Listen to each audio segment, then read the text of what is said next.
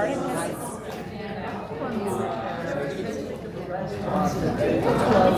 I got to sit up here with Good the morning. adults.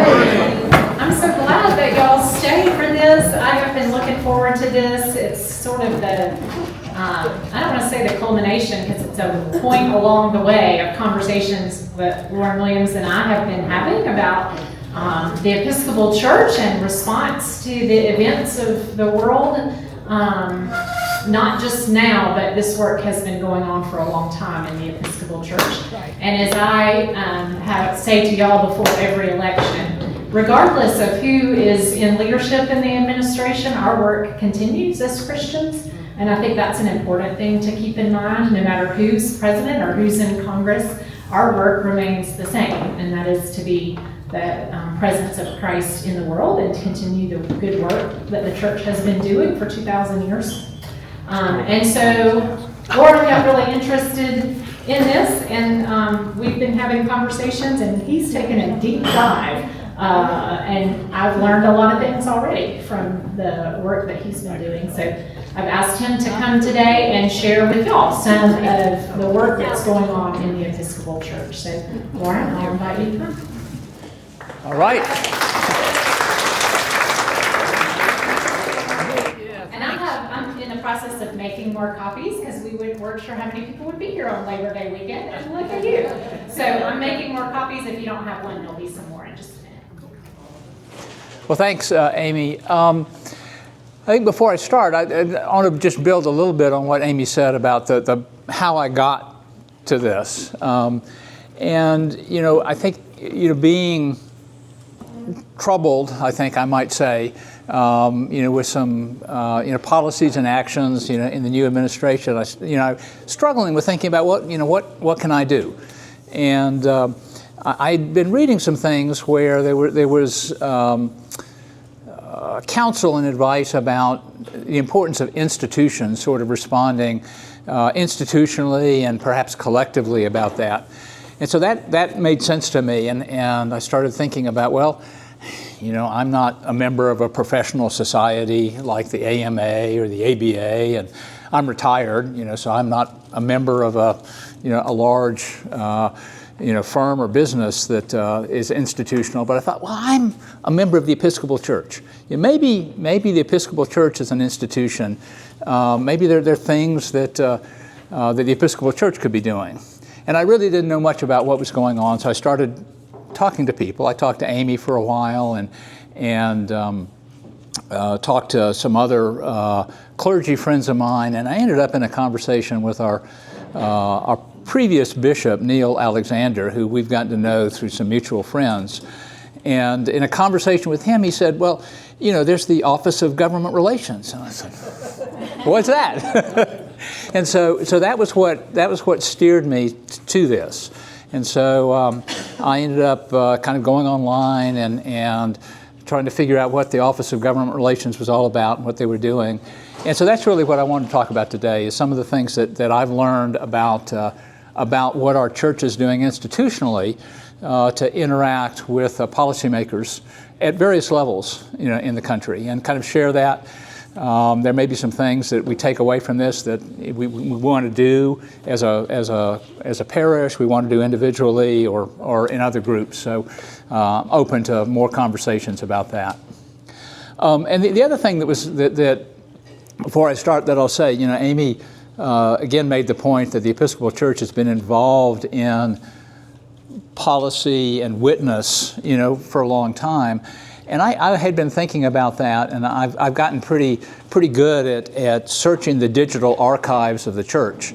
And so I went back and I started looking for, resolutions about public policy or government interaction, or resolutions from the General Convention or from the Executive Council.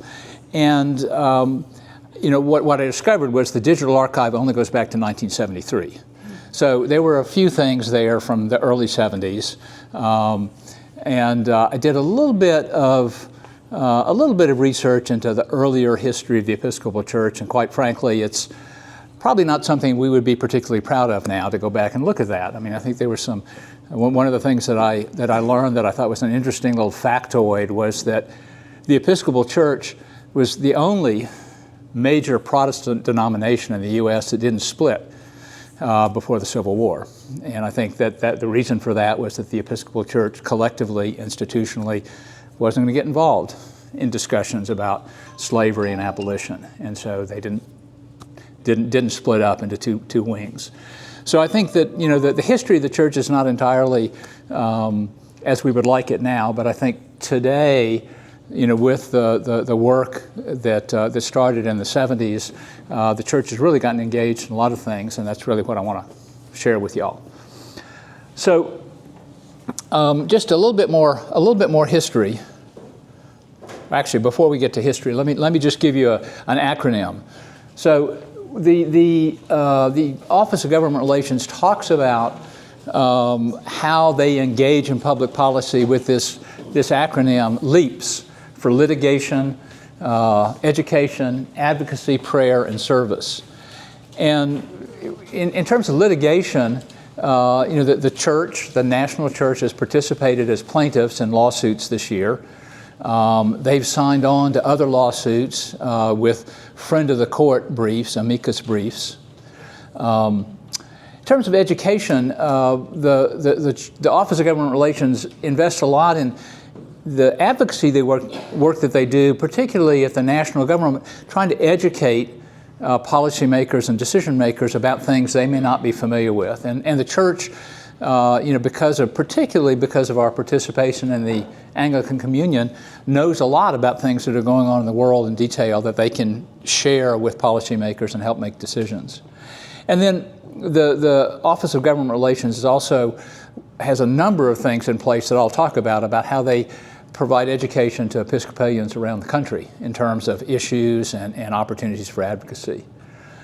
The advocacy work that's done, one of the things that gets stressed over and over again, I've heard just about every time I've sort of interacted, is that the things that the church advocates for are things that we as a church have decided collectively that are represented by resolutions from the General Convention or resolutions from the Executive Council. So it's not individual people, you know, in church leadership making up their mind about what they want to advocate for or against.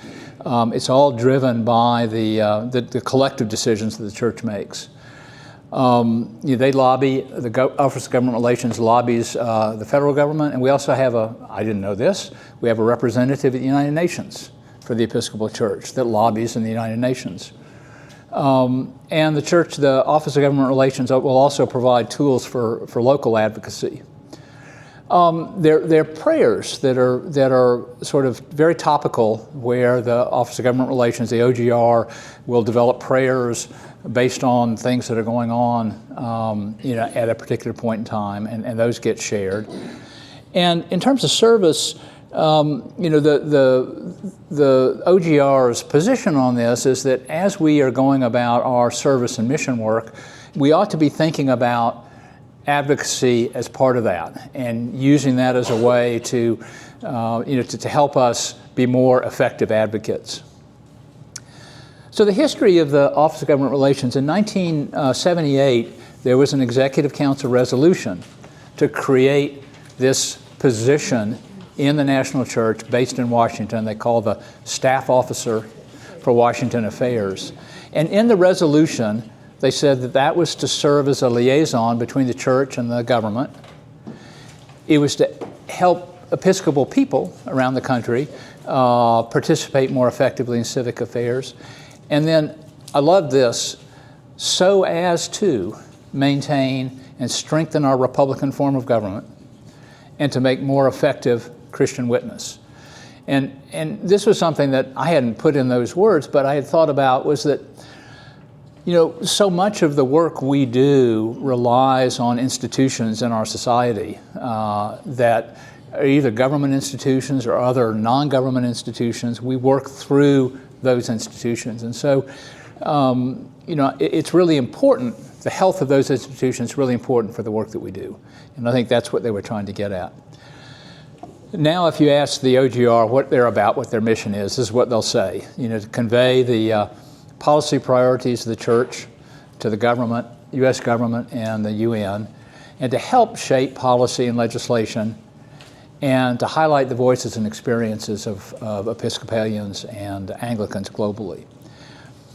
And so the way they do this is the OGR has some full-time staff members. I'll talk a little bit more about those in a minute, and they actually participate, do lobbying work. They meet with representatives, they develop position papers, they provide information, they lobby on Capitol Hill. And as I said, at the United Nations, we have a rep there that's also involved in hearing what's going on at the UN and advocating. And then the Episcopal Public Policy Network, the EPPN, that's really us. That is the Episcopalians that participate in this process, and there's a lot of help for that, and that's one of the things that I want to spend a little bit of time on, is telling you how the OGR supports the EPPN. And the EPPN, us, the Episcopal community, have opportunities to lobby the U.S. government, and also at the state and local level. The national OGR doesn't really do much with state and local policy, but we on the ground in the city of Atlanta and the state of Georgia have opportunities to do things with our state and local government. So let me just say a little bit about litigation. Litigation decisions really are made by the presiding bishop and the chancellor. And three, just to highlight that I'm aware of that the church has participated in this year. There was a suit that was filed against Homeland Security back in, I think it was the 1st of February, that was contesting an executive order that was instructing ICE to go into places of worship, to houses of worship, to affect their work. And that was really in contrast to an executive order from the previous administration that said we're not going to send Homeland Security into places of worship. That case, I think, is the injunction that was asked for has been dismissed. I think there's still some activity going on, but I'm not enough of an expert to be able to read all the information about that suit. But right now, it's been denied. The next one is Apache Stronghold. This is one that I learned about through the EPPN. There's a piece of land called Oak Flat in Arizona that was traditionally a religious site, sacred site for Navajo indigenous folks, and there was some kind of a land deal between the Forest Service and a copper mining company to swap land and make that available for copper mining. And so there was a decision that was made in the circuit court or the appeals court in that part of the country that would permit that to go forward.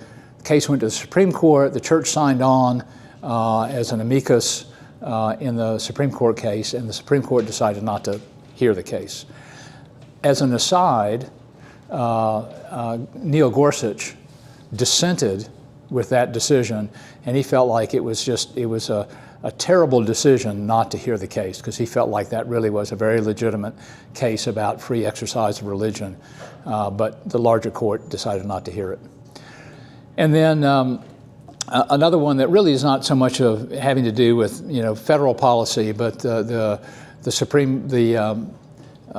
case arose in Oklahoma about public funding of religious charter schools, and the Oklahoma Supreme Court decided that that was not appropriate use of public funds. It went up to the Supreme Court. In a split 4-4 decision, the Supreme Court decided that they weren't going to overturn the Oklahoma Supreme Court, and that was another case that the church participated in. So those are just this year, So there are things going on there that that are good to know about, and at least make me feel good about what the church is doing there. In terms of education, so there are a couple of things that are available to us that are part of this Episcopal Public Policy Network. One, and I'll talk a little bit more about this in a minute, is there's this weekly network call. And so this is one of the things that I learned from Bishop Alexander. He said, I think there's a weekly call you can sign up for. Sure enough. So I've been on this call most weeks for the last couple of months. And they tend to be 30 minutes. The staff, the OGR, kind of talk about issues that they're working on.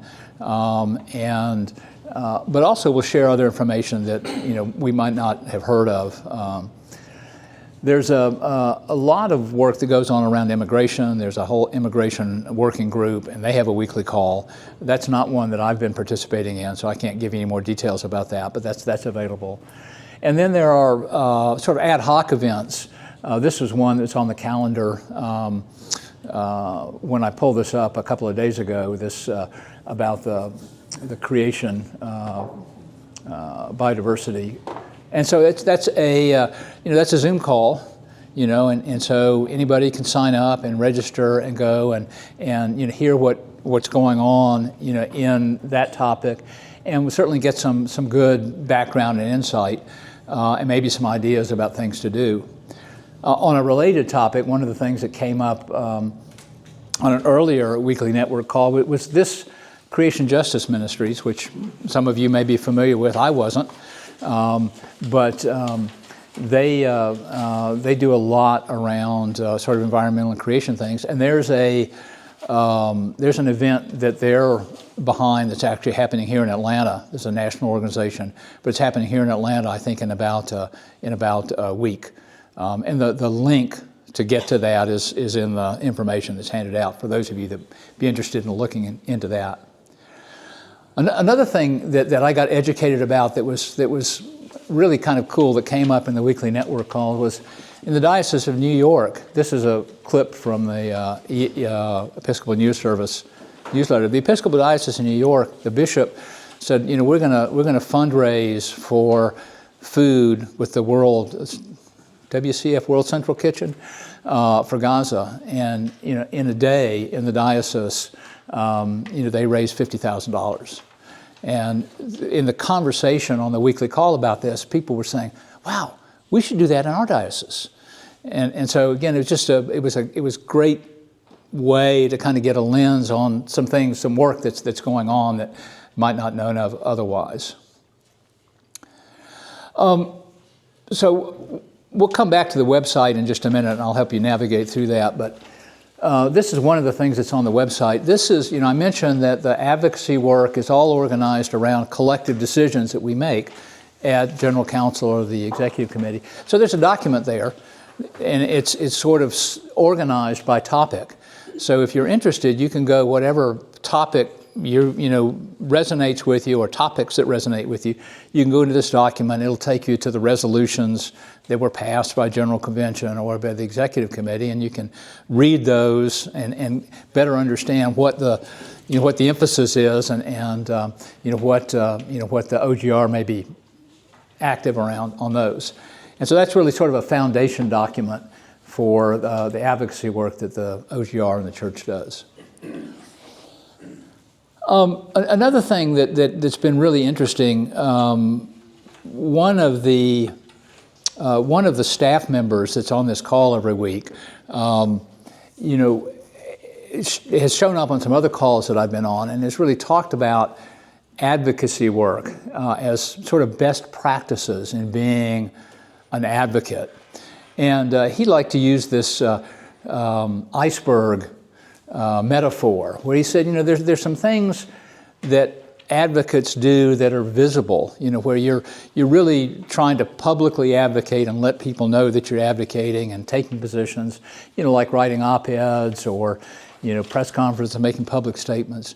But he said it's really important to understand that to be effective in this, this advocacy, there's a lot of work that you don't really necessarily want to be public. You're out building relationships, with policymakers. There's a lot of, compromise sometimes has to be made. And so a lot of the most effective advocacy work are things, that are happening that we may not see. If we're looking at what, say, the OGR is doing, we may not see them working on something, but they may very well be working behind the scenes in ways to kind of better position them to ultimately be successful with some of the advocacy. So I thought, again, just in terms of thinking about what what I may want to do or how we may want to work, this was a helpful kind of tutorial in advocacy. Another resource, and this is probably one of the great, I think really useful resources that's available on the website, is there's a document there that really is sort of guidelines for church advocacy on various topics, and they'll give you there's a lot of details there on things, how to effectively go about doing things like interacting with elected officials, how you might think about getting media involved, what it takes to make an impression, with media. And so this, I think, is great. I've been through this a couple of times, and it's really rich, clearly developed by a team of people that are quite skilled at this work. So that's available to us.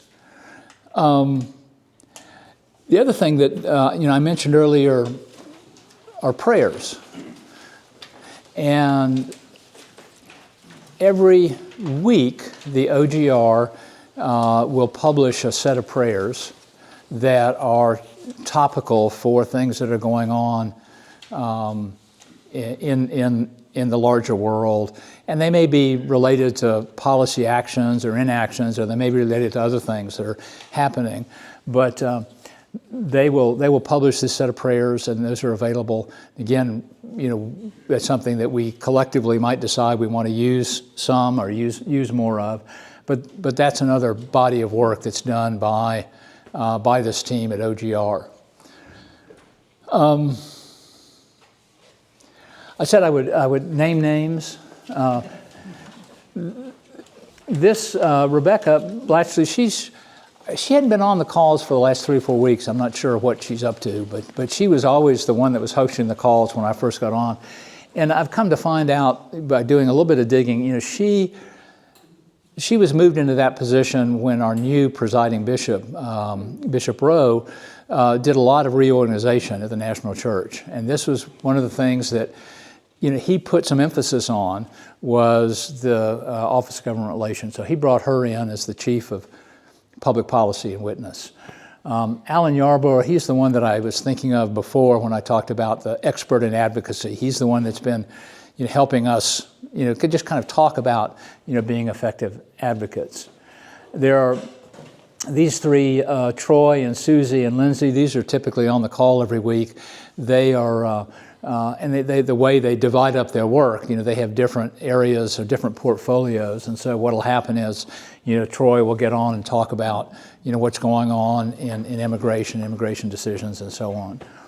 And then Linnea is the representative to the UN.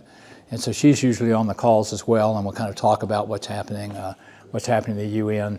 I mean, it's not like she's a voting member, but she's a lobbyist. Yeah, Bruce? Where are these folks based physically? New York City or D.C. or what? I think primarily in D.C. Because of the work that they do with the federal government. I don't know that for sure, since the head office is in New York, but I think they're in D.C. And then the last slide, I thought it'd be good to give you the links. This link will take you to the landing page, and we're going to go there. I'll just point out a few things on that here in just a second. But that's how you get to the main landing page for the OGR. And then this was that Creation Justice Ministries that I mentioned earlier. If you're interested in learning more about, particularly about the Atlanta event that's coming up, you can get to it that way. So give me a second. Let me change technology here. It works, I think. So this is the OGR website, and don't remember what computer I'm on, how this works. So I guess just a couple of things that I wanted to highlight here. You know, one is the down here, the Post from the Hill. I don't know why this is called Post from the Hill, but these are the prayers. And so I'll click on that. And so this is, you can see, you know, that there's a set of prayers that have been produced and published for each week. You know, the latest week, this was the one that that we were just looking at a minute ago on my slide. So for some reason they call that Post from the Hill, and I can't explain that. And then Go to the Post from Hill. good point. And then these, the action alerts, take action. These are the sort of topical issues that they are providing insight to, and essentially you can think of these as you know, it's kind of a starting point or recommendation for things that you know, are decisions coming on the Hill or issues that need to be talked about, and provide a very easy way to participate in that. So, for example, this is the latest one, Protecting the Vulnerable. You know, you can click on that, and because I'm signed up, it knows who my senators and my representative are, and so it's giving me a draft email that I can go in and edit as, you know, and personalize however I seem like I want to, and then click send a message, and it will send emails to my elected representatives. And so, you know, you don't have to invest a lot in that. You know, it's probably good to, you know, to kind of personalize things. We all know that, but that's I think a really sort of effective and useful resource that they provide, that the OGR provides. So those are the action alerts. And if you go to the main OGR website, main landing page, there's a sign up here, a sign up button, sign up for public policy action alerts. And if you go in there and sign up, you'll get those action alerts in your email once a week, and you'll get those prayers in your email once a week. So you don't even have to you type in the URL or, you know, click on your save buttons. They'll send them to you. So that's sign up. What else did I want to point out? I mentioned the resolutions, the index of resolutions. That's this policy for action. So if you go here to the policy for action, that'll take you to you know, all of the public policy related resolutions, and you can open them up and click through, and you can actually see the actual resolution as it was passed. And then the last thing I wanted to point out here is in the About Us section of the website. You can click on that, and the advocacy resources, this was that, here it is, right here. This is the document that I was talking about earlier, the faith and citizenship. And so in here, you know, there's a variety of things that any of us can do. Joining the weekly call is something that you know, I think is great, you know, for anybody that wants to kind of keep your sort of head in this. It's really interesting. And they meet every Thursday for 30 minutes, and then the third Thursday of the month they have an extended call for another 30 minutes, where people on the call are talking to each other, where, you know, they're sort of moderating a chance for individuals to talk about what they're doing in their parish or their diocese, to ask questions, they were really helpful to me a couple weeks ago when I said I'm getting ready to do this talk. Does anybody have any tips on that? And so the third Thursday on these calls is a little bit more dialogue rather than just kind of getting updates from the staff. And I think that's pretty much what I had prepared. I think at this point, I certainly would be happy to take any questions that anybody might have, but I was thinking that maybe we could do that and then just spend a couple minutes in conversation. If there's anything that you've seen about here, or you've seen here, or that's on your mind that you think you would like to get involved in, or you think that the larger community, the parish, might want to get involved in, or perhaps things that we ought to advocate for with our larger institution.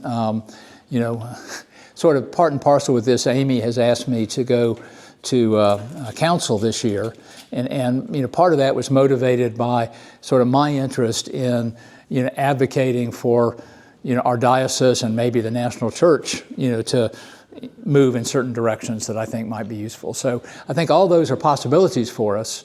So let me first ask if there are any questions, particular questions about what I've talked about, and then I'll try not to bring that. Yeah, Bruce. Okay, I have a question about the lawsuit in Oklahoma to do with use of public funds to support religious charter schools. Mm-hmm. It sounds like the Oklahoma Supreme Court ruled that that's not appropriate. Correct. That's correct. And we're appealing that ruling. Is that what's happening? No, what happened was the leadership of the education department in Oklahoma appealed that to the Supreme Court and said, we want a different decision than we got in Oklahoma. So they take that to the Supreme Court. The church participated in that.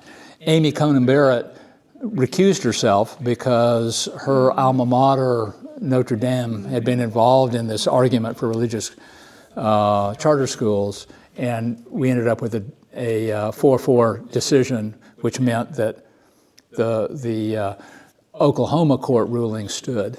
Which means that public funds are not being used in Oklahoma to support religious charter schools. That's right. But you also wanted, you said we favor that position, right? What's that?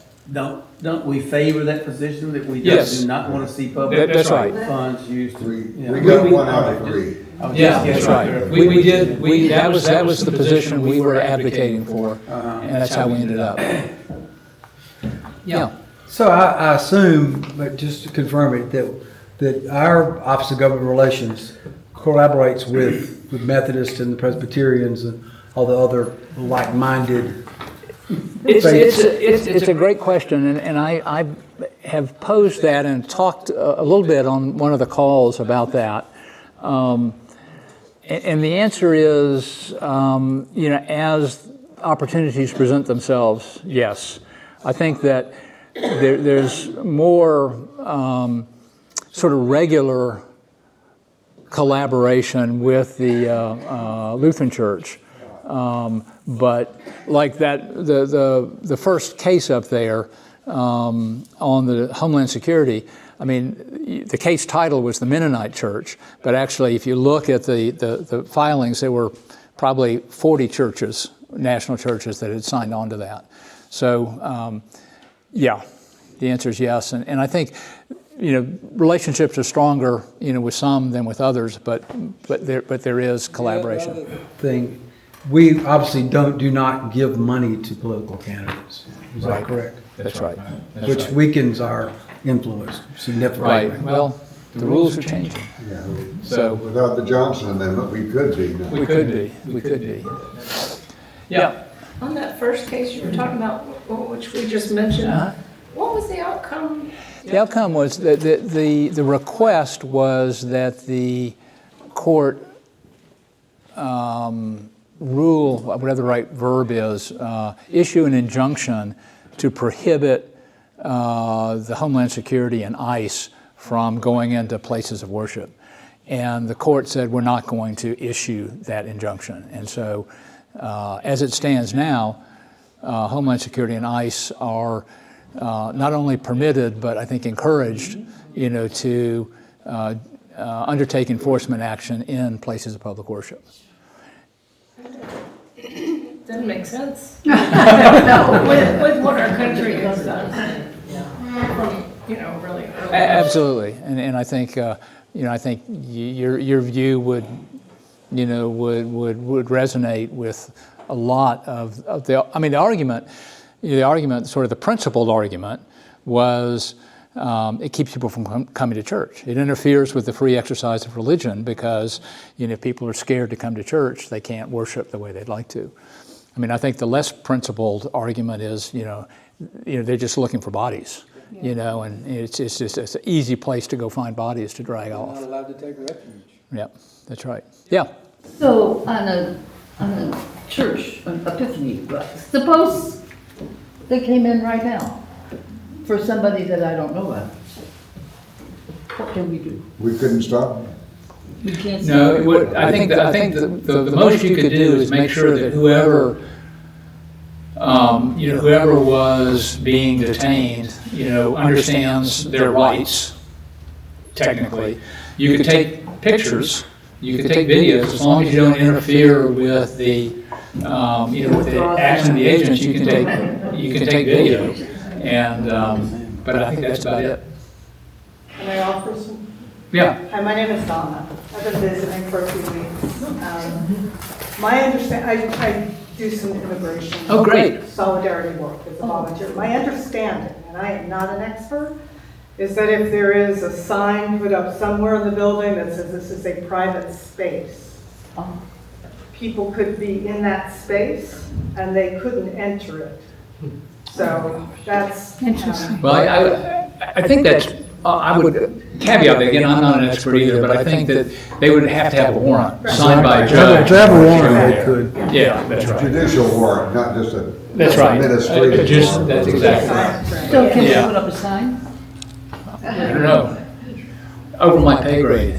I'm looking for Amy and others. Yeah. So that's like a home. That would be like a home kind of thing. A cone? Like in restaurants, they couldn't go into the kitchen and round up all the cooks, for example, because like normal customers can't walk into a restaurant kitchen, So anywhere that's restricted for the general public. Is there any standard of proof beyond the sign?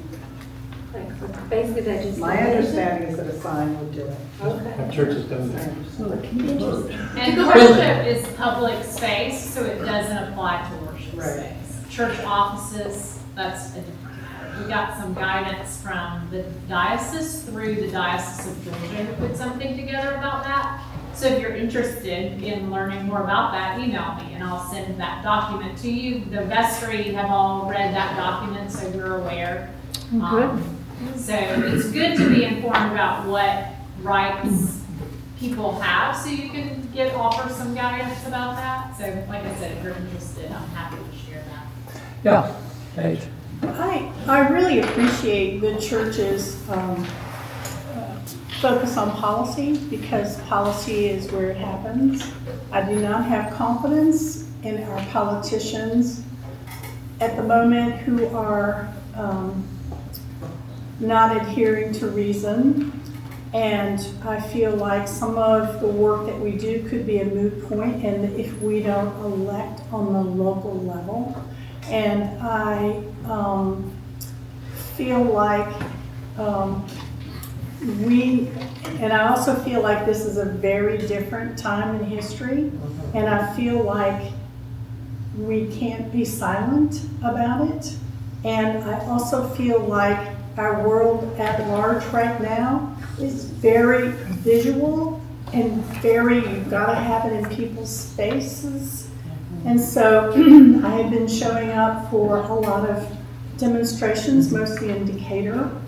Last night we did a vigil for the disappeared at United Methodist Church over here in Medlock. And we took candles and posters and we walked out onto whatever that street is. When it got dark, you know, to show people, you know, to let people know that I think that's what we need to do now. I think we can't sit back and just call our leaders, and we can't sit back and do some of these. We need to do all of it. We need to do this, but I feel like we need to do more. Agreed. You know, and I think that's something that, you know, I think is very much sort of fodder for conversation about how to do that collectively. You know, there may be things that, you know, we would like to do as a parish around a particular issue, getting out and being public and so on. I'm sure there are things like that we could bite off. One of the things that you made me think of on the issue of writing your congressman, you know, we are blessed, I suppose, in some sense, that our representatives in the federal government are senators and certainly the Nikema Williams, if she's your representative for many of us, you know, I think are probably of like minds with many of us on some of these issues. And so you may wonder, well, you know, why even bother, you know, sending them a letter saying, you know, I support gun control sanity or something like that. And, you know, I think that you know, one of the responses to that I've heard in conversations on some of these calls, there were actually two things. One is, you know, it's still sort of the volume of communication is registers, you know, in consciousness, but also the importance of thanking your representatives for, you know, for the work that they're doing. You know, even if it appears thankless, you know, that's something that we can do. Because they're probably getting a lot of pressure from the other side. Yeah, absolutely, yeah. There is a vigil, is there not, in Decatur from 11 to 1 tomorrow downtown?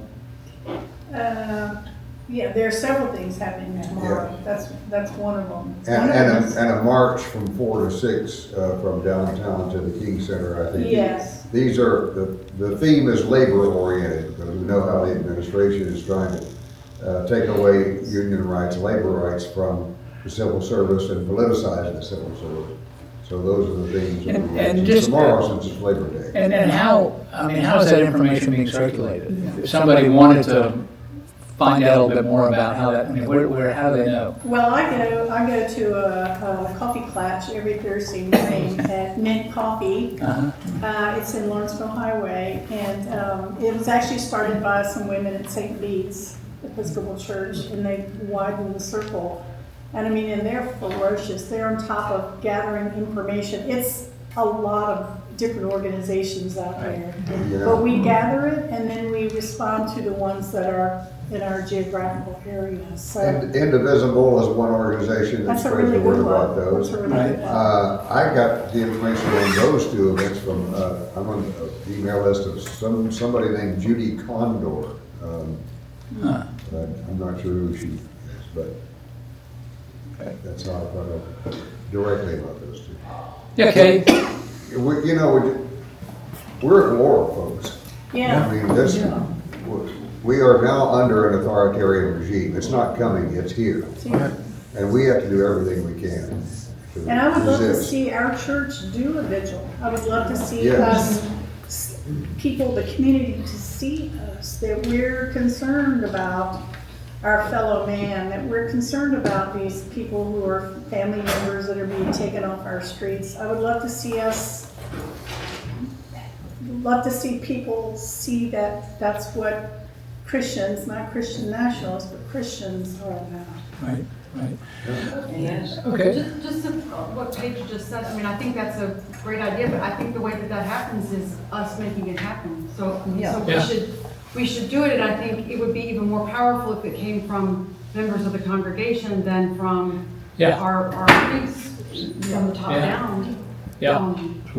So I just wanted to throw that. Yeah. You know, well, the top thing that nobody's talking about is money. What rules our politics, what rules our international stances, and what is the money related to? We don't go deep enough, and I'll tell you what it's related to.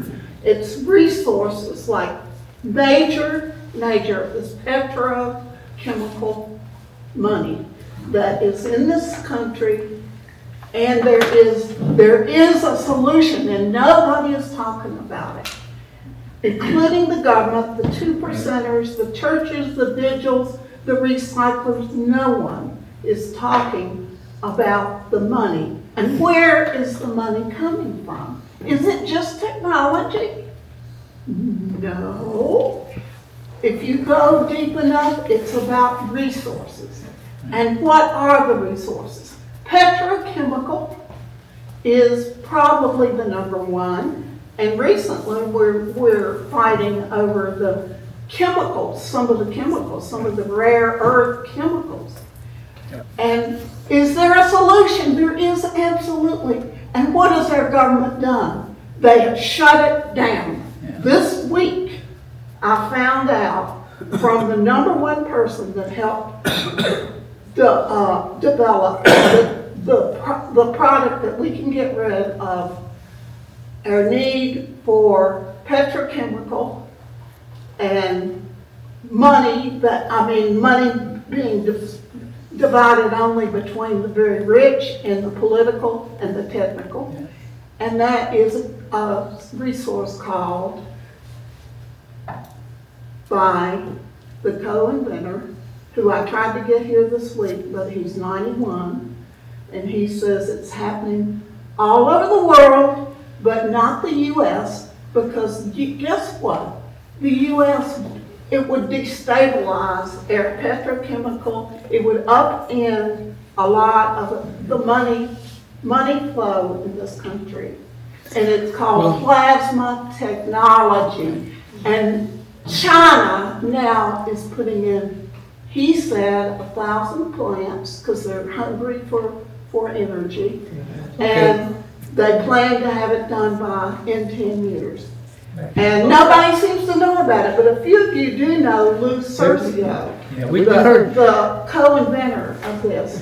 Yeah. He tries to calm me down when I get on my platform. As you can tell, I am on right now, but it's follow the money. Absolutely. All right, let me, Sarah, we'll wrap up. I'm a retired public school teacher, and to me, public schools should be at the top. And what's happening with public schools and the funding for public schools is heartbreaking. And education should be at the top. And taking the federal dollars for public schools, I mean, our special ed kids are going to be back in the classroom. And then parents can complain. Well, I think we're about out of time, but I'm going to ask Amy to come maybe wrap us up and lead us in a prayer for for all the work that needs to be done, I suppose. Thanks. Thank you, Lord.